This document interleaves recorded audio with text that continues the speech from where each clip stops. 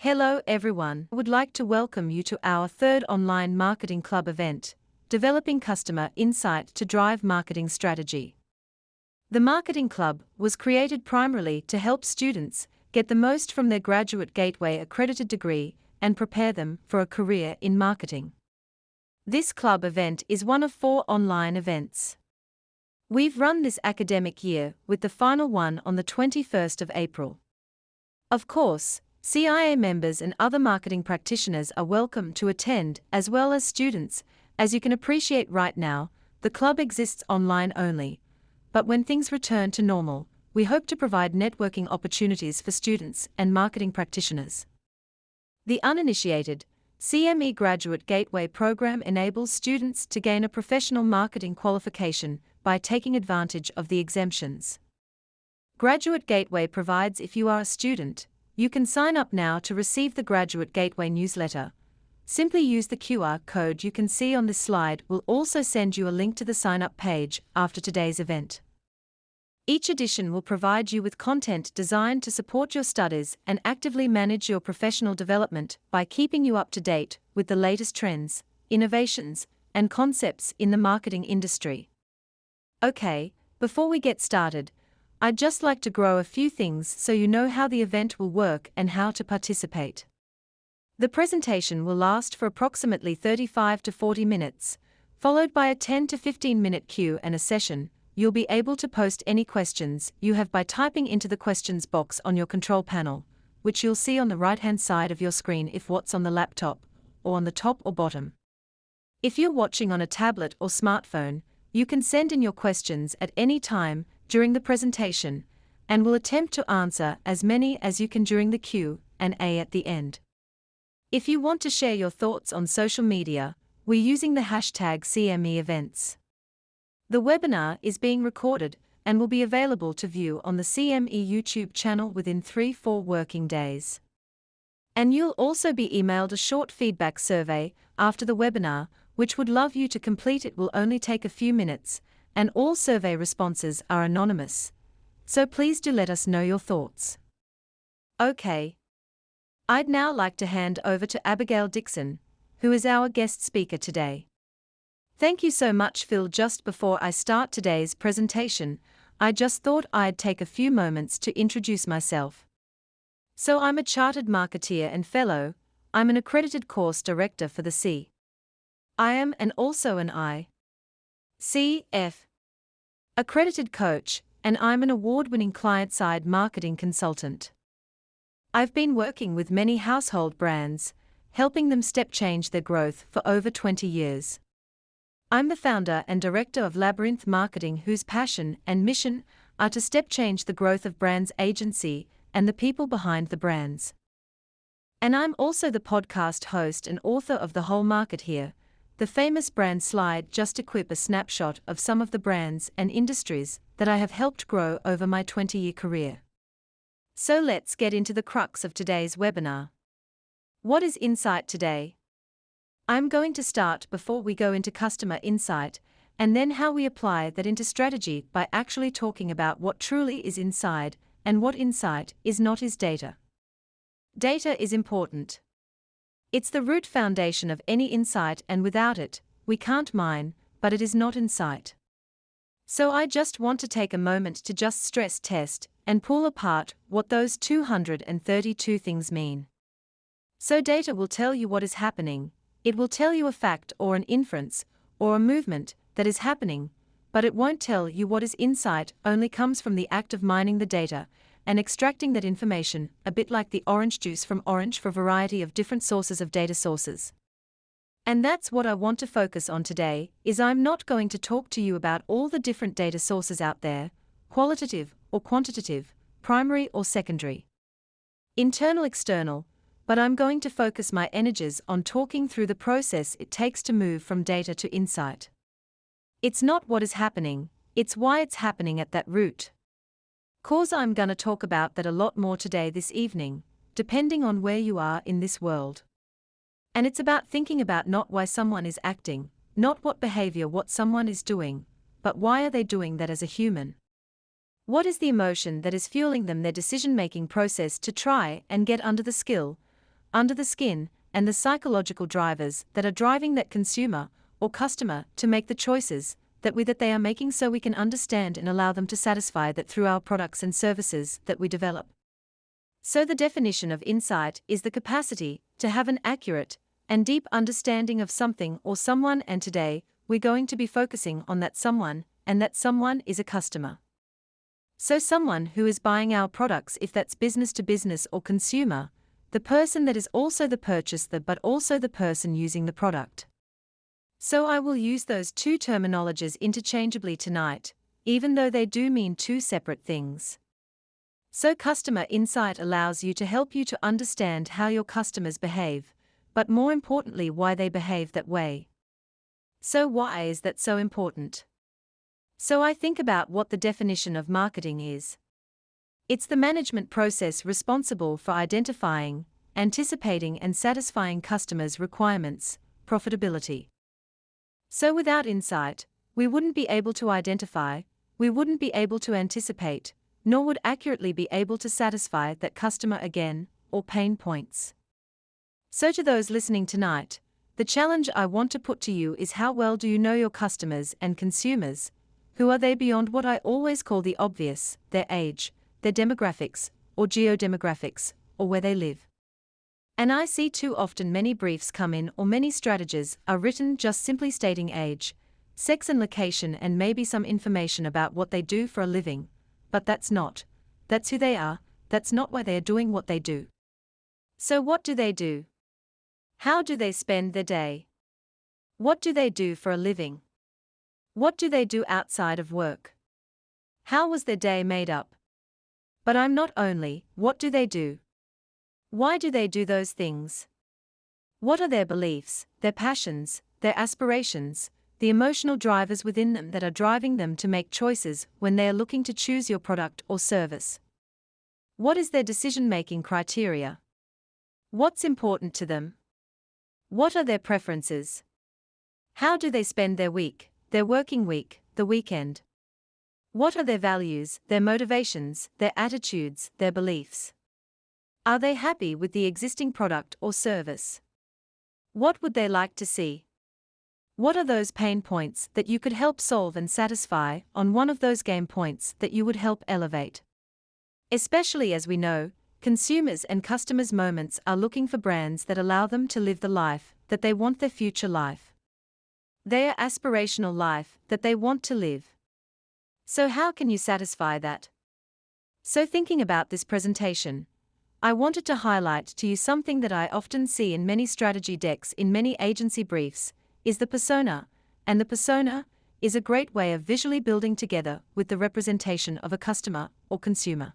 So in this case, one that I pulled from online today, which was found at disruptiveadvertising.com, was for a coffee brand where they looked at one of their key target customers and started to pull that insight and that richness together that they could then form their communications and other strategies around.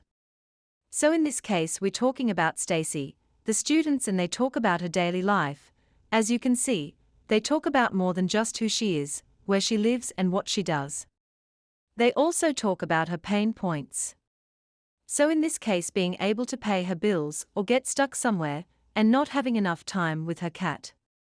We're not being able to pay back her school debt. So we're going into the deep things that are bothering her on a day-to-day basis, as well as her needs, what she is looking for, how she spends her day. Because all of this is important, not only when we're setting our long-term commercial strategy, so selecting which customers that we are going to go after, but also how best to communicate with both of them. And we can only do that if we truly understand what their pain and gain points are, but also where they are, and which methods of mechanics we're going to communicate on. I just wanted to bring attention to Amazon and Prime Now as a really good example of not only identifying, but also anticipating. So it's no surprise to anyone. I'm sure that Amazon is rich in data, it's also rich in insight, because they take the time to not only understand what is happening, so that purchasing behavior, but why it's happening, and where they are really strong is in the predicting to the anticipation about what is going to happen next. And this is where the Prime Now concept has worked so well. So if most people are aware of Amazon Prime, A subscription service that you can sign up for on an annual basis, but not only provides you with next-day delivery, but also provides you with an entertainment platform as well, where you can try extreme live videos, and most of those deliveries are made within 24 hours, and most of the time those deliveries are made within 24 hours because the Amazon is watching what you have bought, mapping it with what you might buy next, and has already made the action and the bravery to move that produce closer to you in proximity. I often liken this to Lego sets. I have a son at one point in time was very interested in Lego. If he was buying set 532, they knew that it was likely that I was going to buy 533 and 34 to follow those. They probably had already made the anticipation of that would be purchased, and therefore moved that stock to fulfillment center near me. That is how, with that level of bravery and action anticipation, they can serve 3 Prime now goes that one step further and allows your product to be delivered within a 2-hour window. Once again, from the things that are most frequently purchased in your geographic location. For consumers need that pain point of needing something quickly because they are cash rich and time poor. It's a really good example of not only taking data, collecting that data which they do through many sources, anticipating, predicting, and taking that action and bravery to move it into a proposition that sells more pain points or more gain points than their competitors. So if that's what insight is, how do we get insight? So if we're taking those data sources, whether that's primary, secondary, internal, external, quantitative, or qualitative, how do we get to insight? Now, one of my favorite methods to do this is the 5 whys methods, where we move from inference, an observation that we've made. Maybe there is growth in a certain market. Maybe there are some shared differences that we've noticed.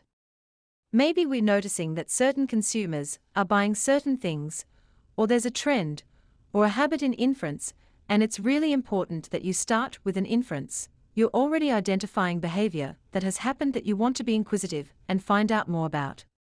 So if that influences the what, the 5 whys allows you to ask the why question and hypothesis, which you can validate later, as to what that root cause is by our skin. 5 whys.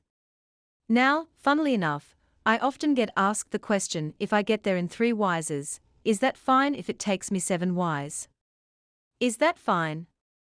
It doesn't have to be fine. But my only build would be if it's only 3. Have you gone deep enough now? Marketing as a science, it's what I love about it.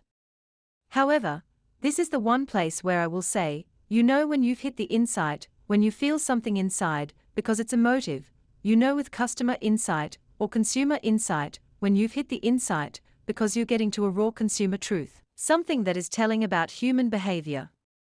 So you take the inference, you ask yourself why using hypotheses, using various data sources as you go, until you get to the crux of what you believe, is that consumer insight then to make insight usable.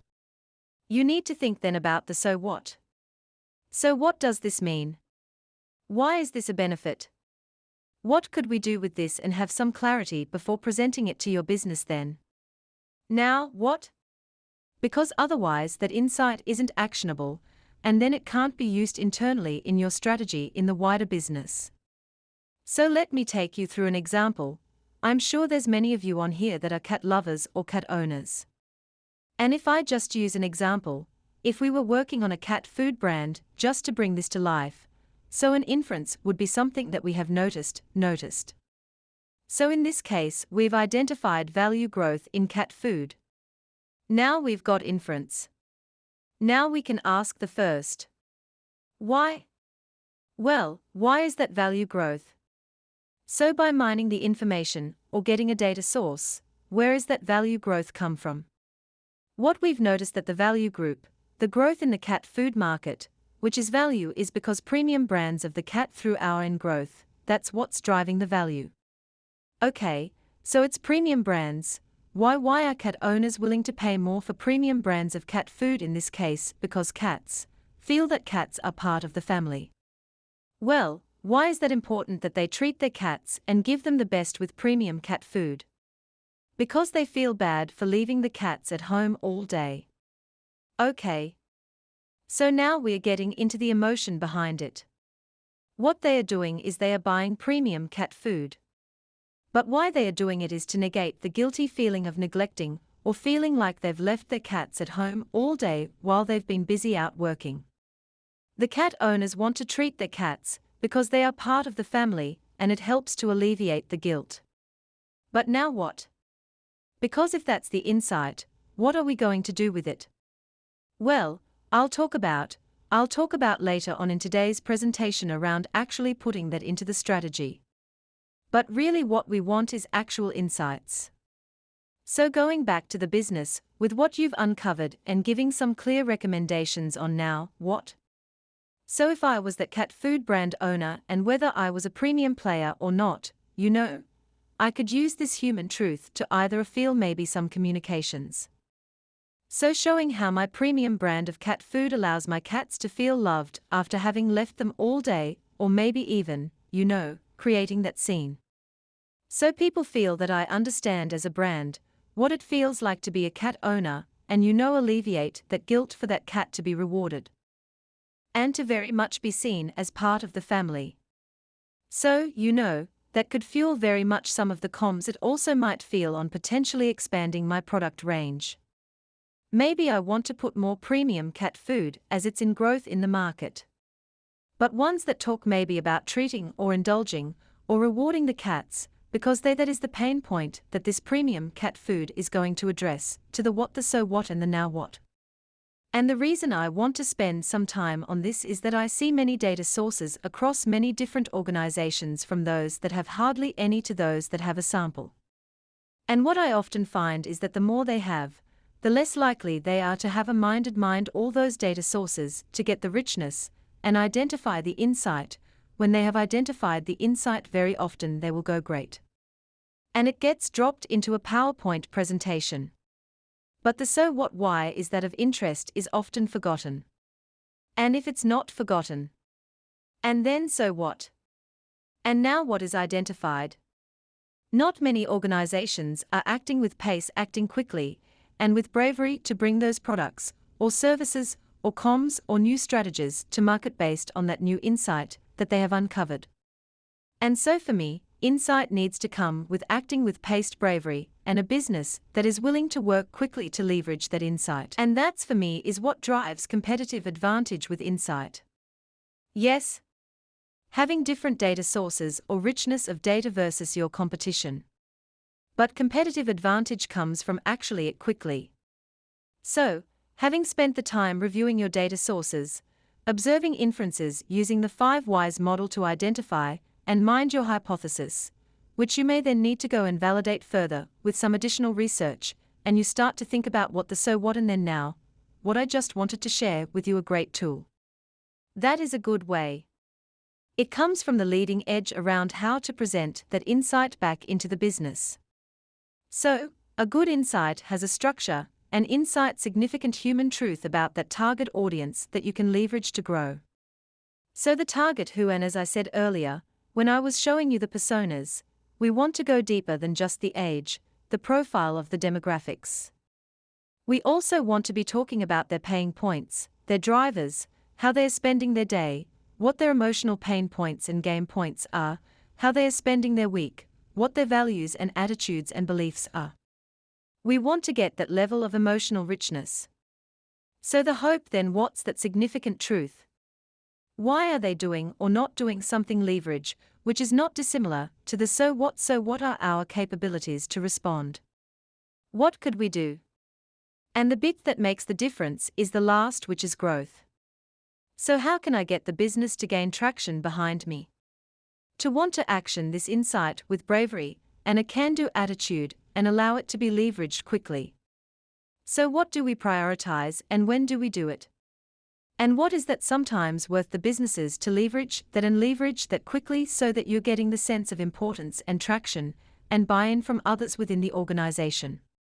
So if that's insight, that's how you build customer insight, by taking a variety of different data sources, ensuring that you have enough understanding of your customers on that deep-rooted emotional level that you understand what they are doing throughout their day. What pain and gain points you can satisfy. Then we need to think about how this can be embedded into our strategies. So to embed into our strategies, I wanted to take you through a strategic planning process, and one of my favorites is from P. R. Smith, which is the Source Stack Planning System, and the reason I love the Source Stack Panel System so much is that it could look from the outside in. It starts by looking outside the organization, and then moving in so that we can make decisions before setting the strategic agenda. So let me just walk you through this process. The first stage is situational analysis, was a mouthful. Where are we now? So where are we now as an organization? What is our current position? But one of the people says that they think, oh, what is happening right now? But actually, when you're writing your situation analysis, you need to be able to look at what is happening for the duration of the plan that I'm building. So in this instance, if you're writing a 3 to 5 year strategy, I want you to be able to predict what's happening both now in the organization with your current situation and your position, but also what might affect you in the organization over the next 5 years. So insight is fundamental to understanding not only your current position, but also what trends might be affecting your business. So trends are things that are happening in our macro environment, so political, economic, social, technological, legal, and environment. It also is asking me to look at your micro, so what is happening within the market in which I operate, in how competitive is it? What are the suppliers doing? What are the stakeholders wanting? How are employees involved to get a viewpoint? We need to also have data sources that allow those questions to be answered. How well are we doing versus our competitors? But also, what competitive intelligence do we have that's going to allow us to think about not only what our competitors are doing now, what they might do next, and what are we going to do? As a result, we also can use that insight to get an internal view of what employees think about our organization, where it is and where it could go. So we're getting a rounded view. The next is objectives. So where do we want to be to the vision, the mission, the corporate objectives, the purpose that we are setting that forward stance? And once again, without insight, we would not be able to set an accurate vision or mission, or even one that is motivating to our customers, to our consumers, if we didn't have clarity or understanding of what our customers and consumers want, but also the space in the marketplace that we could own the next. And the most important is strategy. So how are we going to get there? You have set out your vision. What are the choices that we can and should make strategically to ensure that we get there, and those choices around which geographic markets, which segments of those markets, who are we targeting? Having identified that customer insight, or that consumer insight, and how we're positioning ourselves. And I personally truly believe that positioning should be built once we have got clarity on who that type of audience is, because we want to build a brand that is reflective of what they need and wants us to be for them. So having defined that strategy and having set your SMART objectives, then we can look and only then into the tactics. Once again, if we don't have the understanding about how our consumers or customers are spending the day, it's going to be very difficult to map those tactics, whether that's the products and services that you develop, the pricing that we should be setting, choosing the right distribution channels, or even looking at how we communicate. If we don't know how we spend their day, spend the day. We don't know how we're going to get to them, how we're going to communicate, where we need to sell our products so that they can be accessible, especially in this digital world in which we live. So which channels are they truly using, and not only what channels, what are we going to say that's motivating?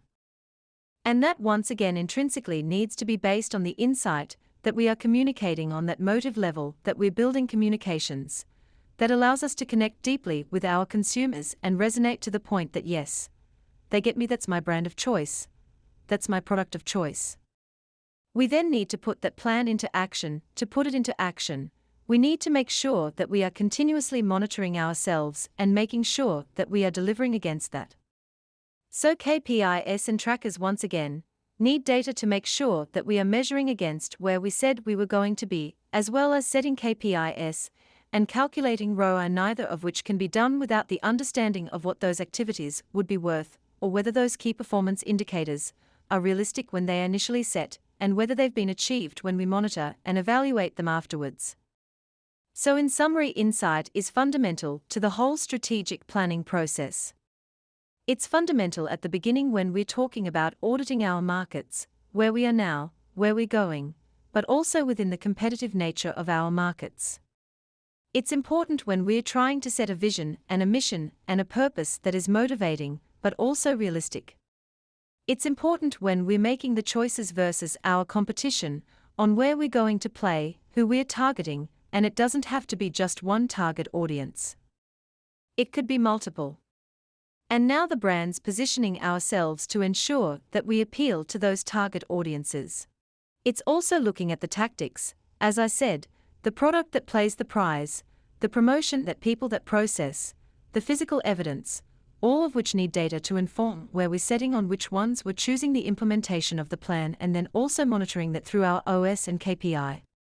So in summary, if we're going to put insight into our plans, there are many tools that we would use to make sure that we all have insight being put into practice. So the PESTO, our SWOT analysis, our competitive scenario planning. So what our what our competitors are doing now, doing next, and they do in the future, and also how may they respond to the activities that we're planning to do the mission. Is it realistic? Is it motivating?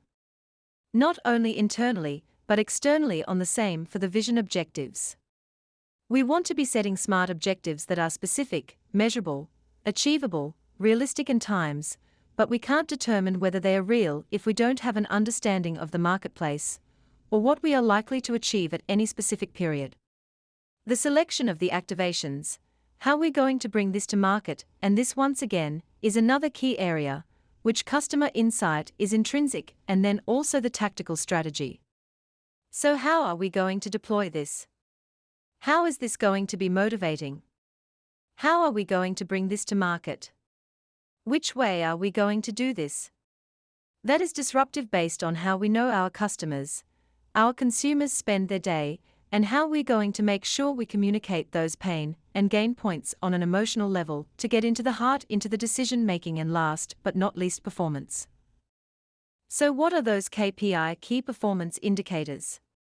What are we going to generate in return for what we are doing?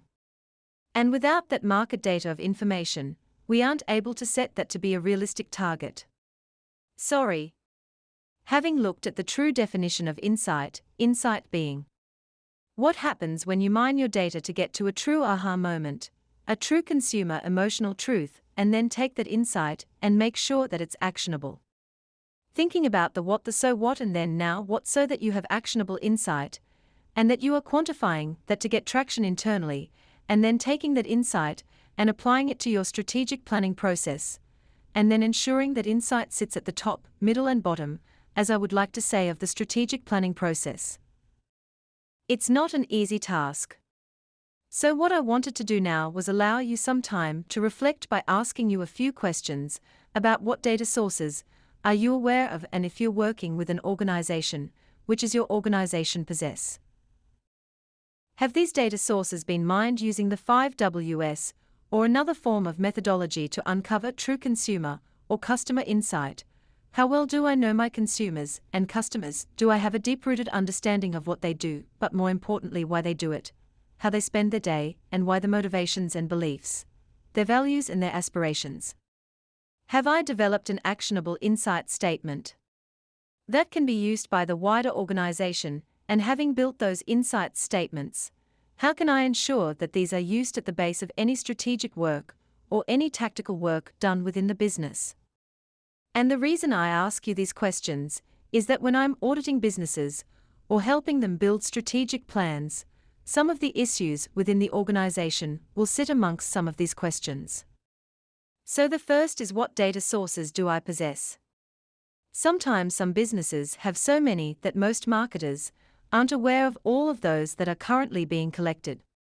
So good exercise to do is to map your customer journey and say, what data sources do I have at each step of this journey that would allow me to understand, and if I have gaps, how do I solve those? Sometimes we don't always need new sites, a new insight, or new data. We just need to simply mine the existing data that we already have. Have these been mined? Many organizations continuously track certain data sources without taking periodic times or moments in time to mind this to find out the what and the so what and the now what, and they become more continuous tracking than they do necessarily fresh insight. And also with your data sources, do you have a good mix of qualitative and quantitative? The thoughts and feelings, but also the robustness. Do you have primary and secondary data, or research studies that you commissioned yourself versus those that are already available in the marketplace that your competitors can also get hold of? And are you also looking at internal data sources and what you can gather about your customers and consumers, as well as external, and ideally you'd have a mix of all of those data types to get the richness that you need qualitative? You're getting more of the words and not enough of the robustness. Too much quantitative. You're getting the proof, but not necessarily the level of understanding and emotional intelligence that you need. Secondary sources only mean that you haven't got any unique sources versus your competitors. Whereas primary allows you to have richness potentially that your competitors don't have. And how well do you know your customers and consumers? If you were having to develop a campaign, a strategy, a brief, are you able to tell that third party, or in your wider organization, something more than their age, their job title, what they do for a living and where they live? Could you tell them what their values are, their beliefs are, their motivations, their pain points, their gain points, so that you have that richness, so that you can tap into on that deep emotional level? And have you built insight statements so that that insight can be shared? I see too often insight being mined either in a research and insight department, or by the marketeer alone, or as a team, and it not being cascaded and shared in that wider business. We're potentially a customer service provider, or the sales force, or anybody else that is client-facing in any way, could benefit from having that understanding of your insight of your customers and your consumers, and how we make sure that they are center, top, middle and bottom of everything we do when we are building a strategic plan. So often people say, well, Abby, when you're looking at marketeers and you're looking at those that are strong insight, what would you recommend? What would you suggest they do to build these skills? So the first is to look beyond age, demographics and geography. If somebody gives you a brief or tells you about something internally or a campaign that has happened, really start to question, is there more richness than this question that people have given to you? Is there more? If there's no more, go and find it. There is always a secondary data source, or a paper, or social listening that you can do to get that richness. So now we know not only who they are, but why they are doing what they are doing. The next to be curious, spend time people watching. In my early career, this was something that I would always do, get as close as I can see my consumers and be a bystander. Look at what they are doing. Look at how they are making a decision. Look how they are interacting with that product or service. Go for a ride with the sales force to see those customer interactions. But try and be a bison to see that natural behavior gets close to what is happening as possible, and try to start making your headquarters about why that is happening and what they are doing, and not just with your consumers and customers. Are you somebody that people watch? Is something very easy to do, which is to grab a cup of coffee, sit on a park bench, and just observe the people around you, why they are doing what they are doing. Trying to draw a hypothesis. Trying to ask those 5 wise questions in your head to see if you could hypothesize the reason why that behavior is happening. Another fun game that I often play is to guess the insight on adverts. So I play a game while I watch the advert and guess what the insight behind it could or should have been, and always ask why, whether you're asking the consumer or customer yourself, or you're asking that why. Keep going until you get that emotional richness. So that's the end of the formal presentation. I do want to say, please do keep in touch, whether that's on LinkedIn via Labyrinth, my consultancy, whether you want to listen to the podcast, The Whole Marketeer Podcast, or follow me on Instagram at The Whole Marketeer. And also, artists, keep an eye out for the book that's coming out in May, and the new activities will be happening for The Whole Marketeer. That's great. Many thanks, Abby. Before we go into the question, I would just like to point out, if you haven't already noticed, that there's a Handouts tab in the control panel, and in that tab you'll find a PDF of Abby's slide deck from today, together with some additional reading. Okay, So we're now going to have a short 10 to 15 minute Q and a session. As a reminder, you can still submit your questions via the questions box in your control panel. Okay. And the first question for you then, besides pain and gain points, do you think customer personas work in B2B, or would a customer archetypes model approach? Teach me to guide me, serving, enlighten me. Is that a more appropriate approach? There are many methods when it comes to business, but I would say decision-making criteria is probably the one that I would fall to, where we're looking at the gatekeeper. The information, search the decision-making holder, the purchasing holder, and so on. And what I often say is that don't forget they are human too.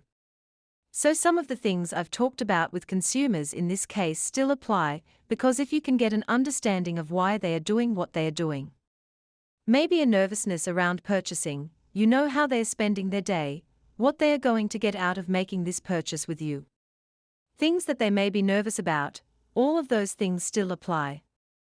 They are still human. So yes, a different structure of methodology of thinking of mapping out that journey helps. Yes, but so does not forget that they are human too. And thinking about their attitudes and beliefs, especially with the overlap with the organization as well. Great. Okay. Second question. How scientific do the data and insight need to be? Are some of its assumptions or common sense? Does it need to be quantified each time? Yes, it does need to be validated. So if you are making a hypothesis, and so the second or third why either, and I would say the best way to do this is almost like as a hothouse, so that you have multiple data sources. So as you start to hypothesize as to why that is happening, you can go and find the data source as quickly as possible to say whether that is true or not. Also, it's not always a linear line. So it could be that you have multiple hypotheses as to why. So if we just think about that cat food brand, there could have been many reasons that premium brands of cat food were in growth. Yes, it could be that it could have been that there is, I don't know, shortage of supply of premium cat food, maybe they've been overly promoted. There could be multiple reasons, and you might want to explore all of those as their funnel of asking the why, and they do need to be validated, because unless once you get to the bottom that happens isn't validated, it's not insight, it needs to be robust. Okay. How do you organize your data into meaningful information to make decisions?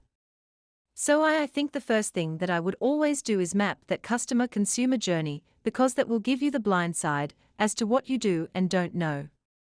So if you're thinking about, if we're using a consumer one awareness, interest, desire, and action, and we're thinking about business to business, information search, need, purchase, and so on.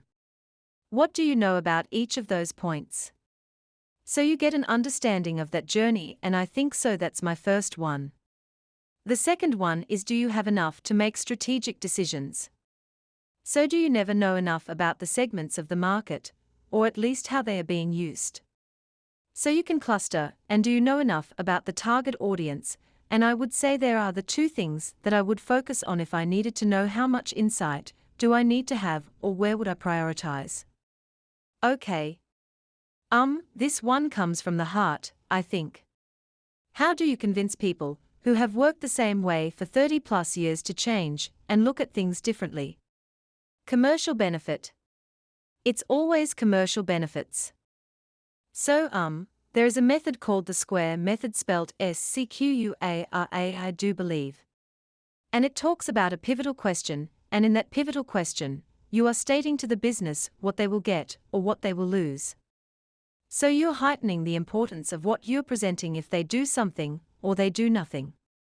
And if you link that with commercial benefit or loss, that's usually how you gain traction internally. So it moves the insight from being a nice to have to something that's a need to have, an actual opportunity for the business. Okay. Do you have any advice on how to start finding secondary data? Where do you start when there are so many different options? Okay.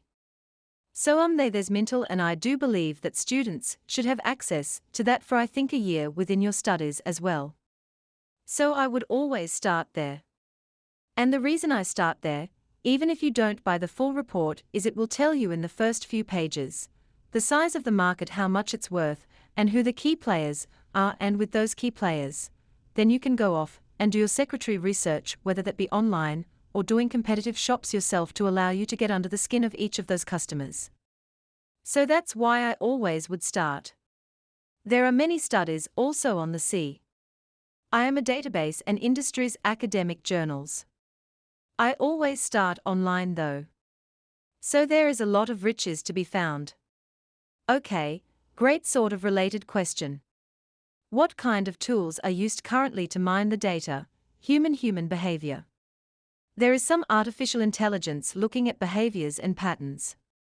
I don't understand enough about that to be able to comment, but I haven't seen others than the 5Ws, or the question why, or things being kind of trying to get to the root cause, is usually in a workshop environment.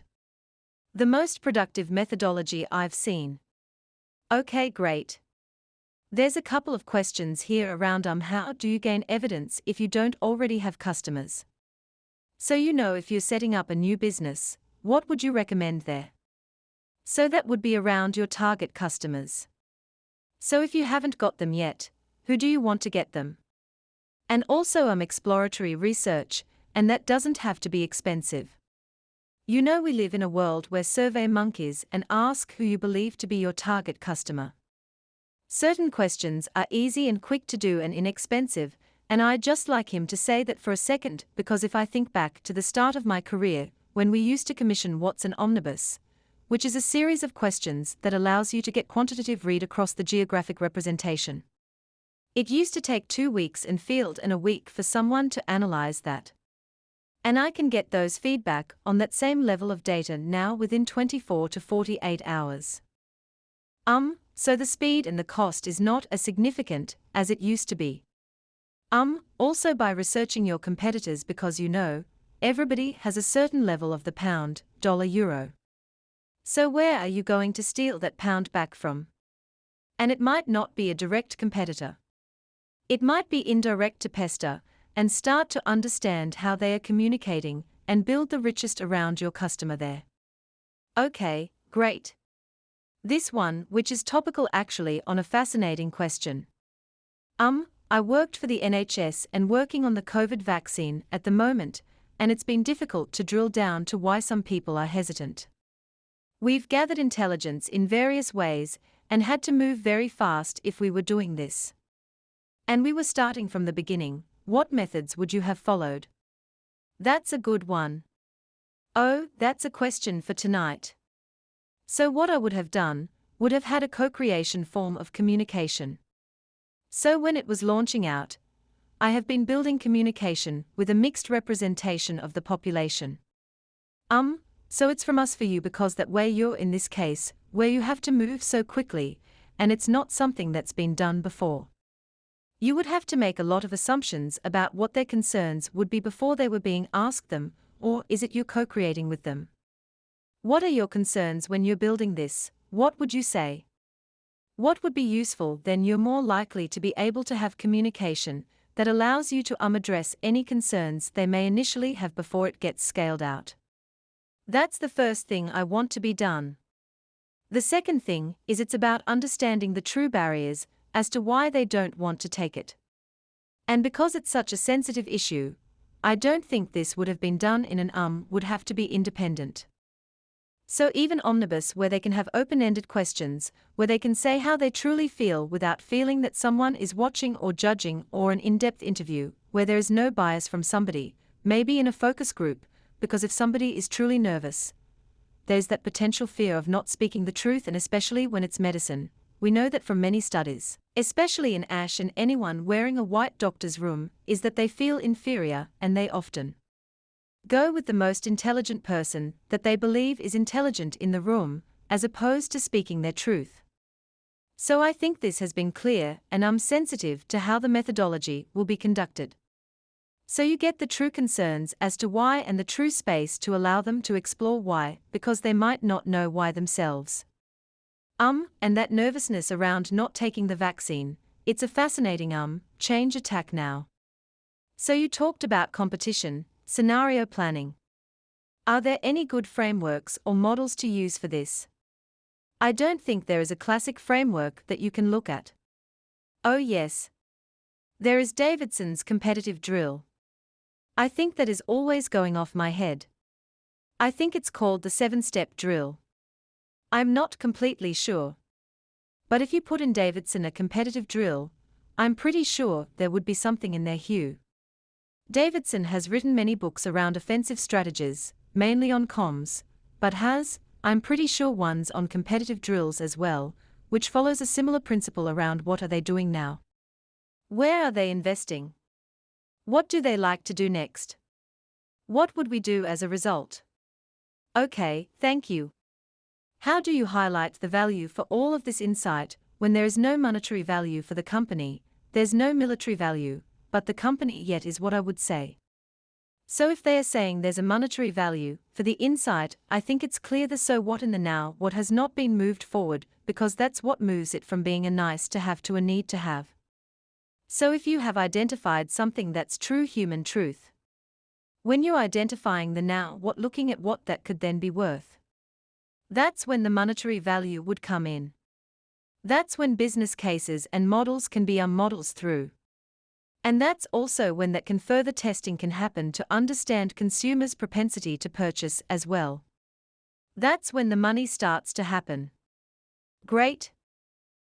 Very specific one from a student who is doing a dissertation currently. So they are quite specific. Listen, I'm currently working on some pen portraits for my dissertation on using the food sources including Acorn's consumer classification. Can I use information from Acorn's different consumer classes and create one pen portrait from them? All these groups are set and there is no fluidity between them. So can kimchi makes the max match, so Mosaic and Acorn is a country different classifications. So yes, you can use it when you're doing a pencil portrait. Use those by all means for me though. However, that's the who. So they are statements of national representation, I think from geodemographics for recall correctly. And you can use those statements that I put in there. You can also use statements from things like T, G, I. That is used for media when they are pulling together pen portraits. They are all statements. I would say having a good mix of the who, the where and the why is what makes a really good pen porch. Right? And also one that can be clear and succinct on the pain and gain points. So what problem could I solve?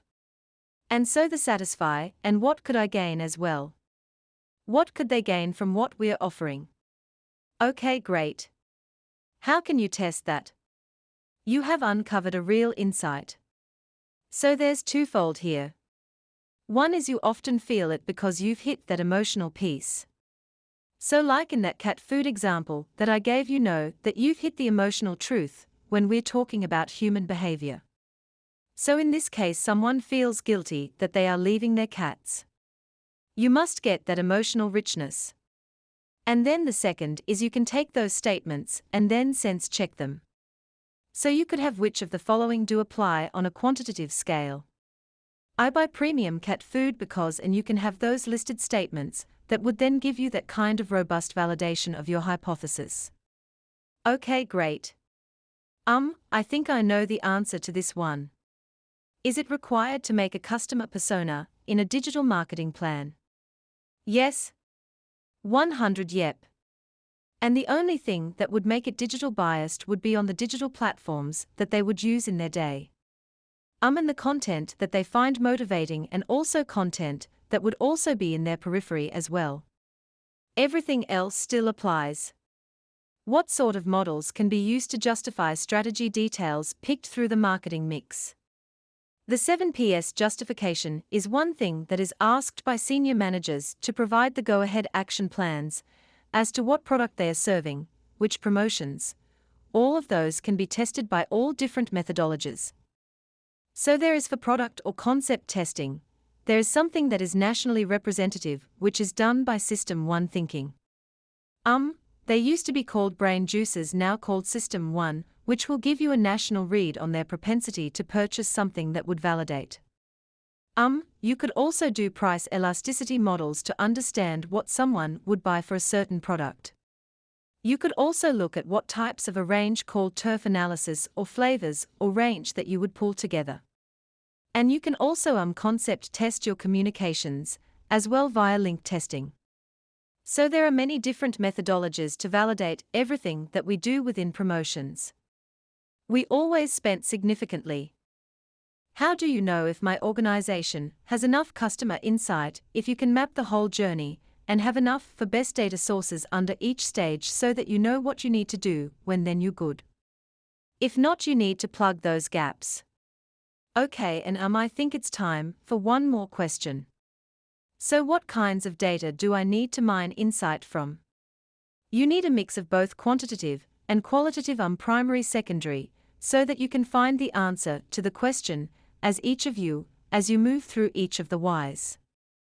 Okay, I think we've run out of time for questions now, so thank you very much, Abby, for that. That was fascinating. So some great questions and some great answers. So that's all we have time for our Q and a session today. I'd like to say thank you to Abigail Dixon for today's presentation, and thank you to you for watching. We do hope you found it interesting and worthwhile. Our next online marketing club event takes place at 6:30 on Wednesday, the 21st of April, when award-winning speaker Sheila Kay will be talking about expressing your brand at work. You'll find further details listed on the CME events page, where you can also book for the webinar. Once again, you'll shortly be receiving a survey on today's webinar, and would appreciate it if you could provide your feedback on behalf of saying I am. Thank you very much again for joining us,